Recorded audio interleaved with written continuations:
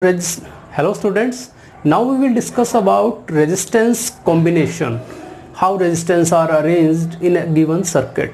So students, combination of resistance is of two types, series combination and parallel combination. Series combination means if resistances are connected end to end between two terminals of a conductor, say in a circuit, there are 2 points A and B, and there are three resistors R1, R2 and R3, and they are connected like this end to end. This combination is known as series combination. And if we connect these resistors like this, there is three branches, 1, 2 and 3. These three resistances are known as connected in a parallel combination. So how we will calculate effective resistance between these two terminals A and B, in this case and in this case. So let's start. If we talk about series combination, you can see that across the terminals of this resistance R1, this R2 and this R3, there are different potentials. So let's imagine that potential difference across the ends of resistance R1 is V1, resistance across potential across R2 is V2, and similarly here for R3 it is V3. So there are three potentials between A and B between the terminals of the resistances, and current I is flowing through A to B. So students, we know total potential between A and B, V is equal to V1 plus V2 plus V3, because total potential should be sum of the all three potentials. And we know that from Ohm's law, V is equal to IR. V is potential difference, I is current, and R is resistance. Here I used the term RS because we are taking series combination. So total resistance in series is considered as RS. So V is equal to IRS, and if we use this value here, IRS is equal to V1. For V1 it is IR1, because I current is flowing through R1. So V1 is equal to IR1, V2 is equal to IR2, and V3 is equal to IR3. So putting these values, we get this relation as IRS is equal to IR1 plus IR2 plus IR3.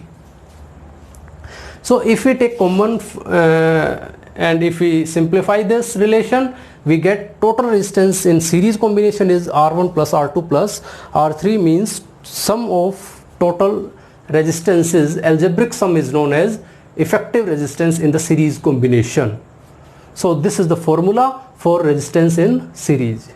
So if we are having two resistances, say 2 and 3, and both are connected in series, then resistance between A and B is directly algebraically sum of these two resistances, 2 plus 3, and it is 5 ohm. So this is the formula for combination of resistances in series.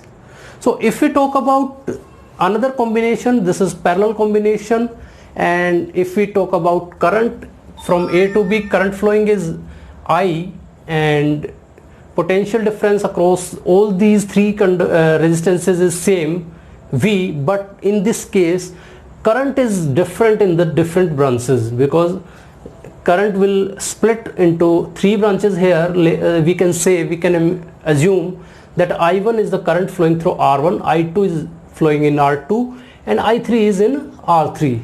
So sum of total currents will be I due to Kirchhoff's rule. You will study this in 12th class.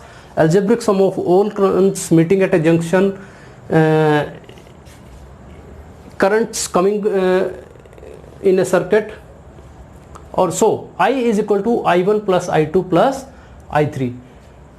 From Ohm's law now, we know I is equal to V upon R.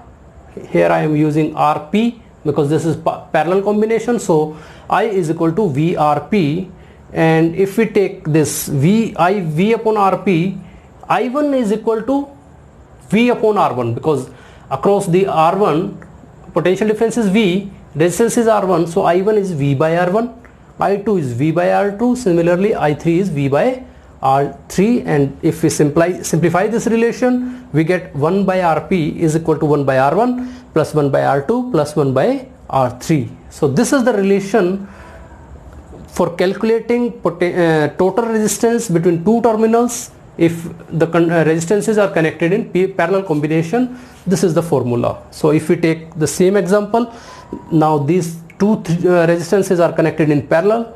So effective resistance between A and B, 1 by R is equal to 1 by 2 plus 1 by 3, and it is 5 by 6. So R effective resistance between AB is 6 upon 5 ohm. So this is the this is how we can calculate effective resistances for different combinations. So we will now discuss about various networks in which we can see that how resistances are connected, and we can calculate total resistance of the circuit.